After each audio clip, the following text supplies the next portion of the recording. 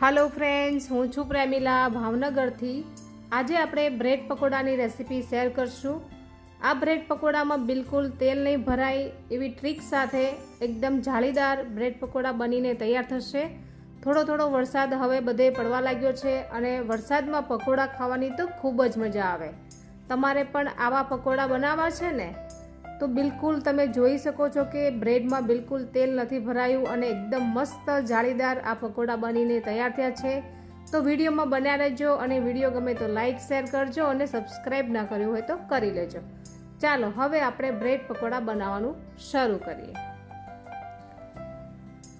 સૌથી પહેલાં આપણે બટેકા લેવાના છે। બટેકાને આપણે બાફી લીધા છે અને તેની છાલ આપણે ઉતારી લીધી છે। બટેકાને આપણે આ રીતે મેશ કરી લેશું। એકદમ ચોખ્ખાઈથી આપણે ઘરે બ્રેડ પકોડા બનાવી શકીએ છીએ અને એકદમ ચોખ્ખા તેલમાં બને છે। અને જ્યારે બહાર તેલ ખૂબ જ ખરાબ હોય છે ફ્રેન્ડ્સ, તમે જ્યાં તળતા હોય ત્યાં એકવાર નજર નાખજો કે તેલ કેટલું કાળું અને કેટલું ખરાબ હોય છે। હવે આપણે એક ચટણી બનાવી લેશું। તો મિક્સર જાર લીધું છે, તેમાં આપણે લીલા ધાણા, લીલા મરચાં અને આદુનો ટુકડો એડ કરી લેશું। 2-3 લસણની કળીઓ એડ કરી લેશું। થોડા સિંગદાણા એડ કરી લેશું। સ્વાદ અનુસાર નમક એડ કરી લેશું। 1 ટીસ્પૂન ખાંડ એડ કરી લેશું। ધાણા જીરું પાવડર એડ કરી લેશું અડધી ચમચી। હાફ લીંબુનો રસ એડ કરી લેશું। અહીંયા મેં થોડી ખાંડ એડ કરી છે, ફરીથી થોડું પાણી એડ કરી લેશું અને ગ્રાઇન્ડ કરી લેશું। અચકચરું આપણે વાટવાનું છે, બહુ ફાઇન પેસ્ટ નથી બનાવવાની। તો અહીંયા આપણી ગ્રીન ચટણી છે તે બનીને તૈયાર થઈ ગઈ છે। હવે ગેસ ઉપર એક આપણે કઢાઈ ચડાવી લેશું અને તેલ એડ કરી લેશું। મરચાં આપણે એડ કરી લીધા છે, આખા ધાણા એડ કરી લેશું, હિંગ એડ કરી લેશું, સહેજ અમથી હલ્દી પાવડર એડ કરી લેશું। હવે આપણે ગ્રીન ચટણી જે વાટીને રાખી હતી તે 1 ચમચી એડ કરી લેશું અને આપણે આમાં વધારે તેલનો ઉપયોગ નથી કરવાનો। લીલા વટાણાને મેશ કરીને રાખ્યા છે તે એડ કરી લેશું। તમારી પાસે લીલા વટાણા ના હોય તો તમે કઠોળવાળા વટાણા પણ લઈ શકો છો। હવે જે બટેકા મેશ કરીને રાખ્યા હતા તે આપણે એડ કરી લેશું। બરાબર મિક્સ કરી લેવાનું છે।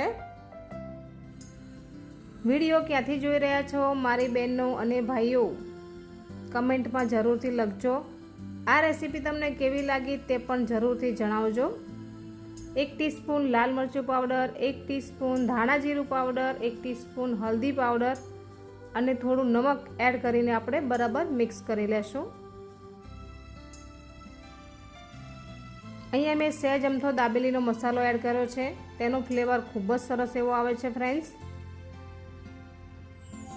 1 ટીસ્પૂન જેટલો જ એડ કરવાનો છે, વધારે નથી એડ કરવાનો। આ વિડીયો તમે ફેસબુક ઉપર જોઈ રહ્યા હોય તો ફોલો કરી લેજો અને યુટ્યુબ પર જોઈ રહ્યા હોય તો સબસ્ક્રાઈબ કરી લેજો। હવે આપણો મસાલો છે તે તૈયાર થઈ ગયો છે। એક ડીશમાં કાઢી લીધો છે, ઠંડો કરવા માટે રાખી દેશું। તમે જોઈ શકો છો કે મસાલો કેટલો સરસ બનીને તૈયાર થયો છે। હવે આપણે ચણાનો લોટ લઈ લેશું એક તપેલીમાં અને એક ટ્રીક માટે આપણે જે કીધું હતું તે આપણે ચોખાનો લોટ આપણે 1 થી 2 ચમચી એડ કરવાનો છે। ચોખાનો લોટ એડ કરવાથી બ્રેડની અંદર બિલકુલ તેલ નહીં ભરાય। સ્વાદ અનુસાર નમક એડ કરી લેશું। 1 ટીસ્પૂન હલ્દી પાવડર એડ કરી લેશું। અડધી ચમચી ધાણા જીરું પાવડર એડ કરી લેશું। લાલ મરચું પાવડર 1 ટીસ્પૂન એડ કરી લેશું। થોડો અજમો એડ કરી લેશું। ખાવાના સોડા એડ કરી લેશું જેથી એકદમ જાળીદાર બનશે। ખાવાના સોડા આપણે વધારે નથી એડ કરવાના, 1 ચૂટકી જેટલા જ એડ કરવાના છે। હવે પાણી એડ કરીને આપણે એકદમ સરસ બેટર તૈયાર કરી લેશું। જો વધારે જાડું પણ નથી રાખવાનું અને વધારે પતલું પણ નથી રાખવાનું। જો હું તમને બતાવી રહી છું કે આપણે ચમચાની ઉપર આ રીતના બેટર ચોંટવું જોઈએ। તો વધારે પતલું પણ નથી અને વધારે જાડું પણ નથી। એકદમ મસ્ત એવો બેટર આપણું તૈયાર છે। તમે બટેકાના ચિપ્સના ભજીયા બનાવતા હોય તો પણ તમે આ રીતના જ બેટર બનાવજો, ખૂબ જ સરસ બનશે। હવે અહીંયા આપણે બ્રેડ લઈ લીધી છે. સેન્ડવિચ બનાવતી વખતે આ બ્રેડ મારે વધી હતી તો બીજા દિવસે મેં બ્રેડ પકોડા બનાવી લીધા. તો સૌથી પહેલાં આપણે બ્રેડની ઉપર ગ્રીન ચટણી લગાડી દેશું. હવે આપણે જે મસાલો બનાવ્યો છે બટેકાનો તે આપણે આ રીતે દબાવીને લગાડી દેવાનો છે. એકવાર મારી રીતથી બનાવીને ફ્રેન્ડ્સ ટ્રાય કરજો, બહુ જ મસ્ત લાગશે તમને. આપણે બ્રેડ ઉપર લગાડી દીધું છે. બીજી બ્રેડ છે તે આપણે ઉપર આ રીતે લગાડી દેશું. તેની ઉપર પણ આપણે એકવાર ચટણી લગાડી એમ પછી પલટી દેવાની છે. ગ્રીન ચટણીનો ફ્લેવર બહુ મસ્ત એવો આવે છે બ્રેડ પકોડામાં, તો આ રીતે 100% ટ્રાય કરજો.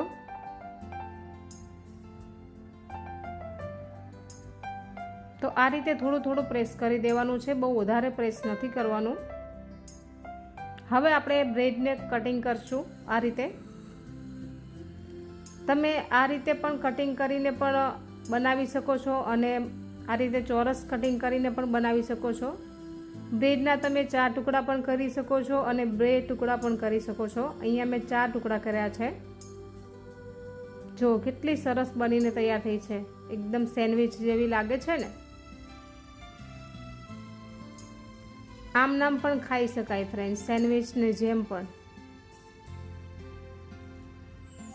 હવે આપણે અહીંયા બેટર આપણું એકદમ રેડી છે.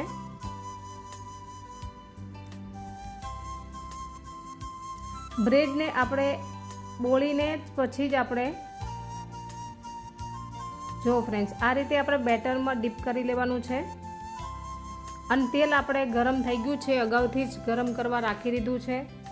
બહુ હાઈ તેલ બહુ નહીં ગરમ કરવાનું, મીડિયમ જ ગરમ કરવાનું. પહેલાં જો વધારે ગરમ થઈ ગયું હશે ને તો બળવા લાગશે.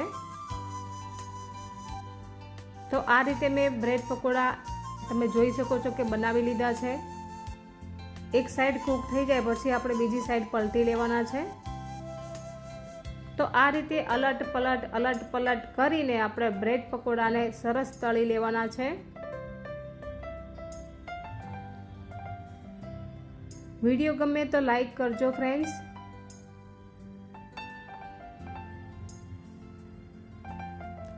વિડીયો ક્યાંથી જોઈ રહ્યા છો કમેન્ટમાં લખજો. તમારા બધાની ખૂબ જ સારી એવી કમેન્ટ મળી રહી છે મને. બધાએ પોતપોતાના સિટીનું નામ પણ દઈ રહ્યા છે, જેથી મને પણ ખૂબ જ આનંદ થાય છે. તો બધાને થેન્ક યુ વેરી મચ આટલો સપોર્ટ આપવા માટે. તો આપણા બ્રેડ પકોડા છે તે સરસ તળાઈ ગયા છે. હવે આપણે બહાર કાઢી લેશું. હું તમને કટિંગ કરીને પણ બતાવીશ કે અંદર બિલકુલ તેલ નહીં ભરાયું હોય, એકદમ બ્રેડ આપણી અંદરથી કોરી હશે.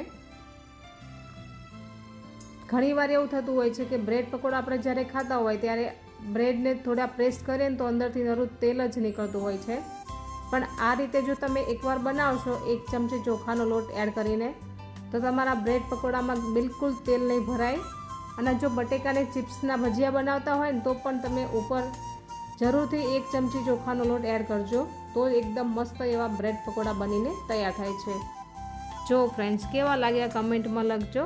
Thank you for watching. આવજો.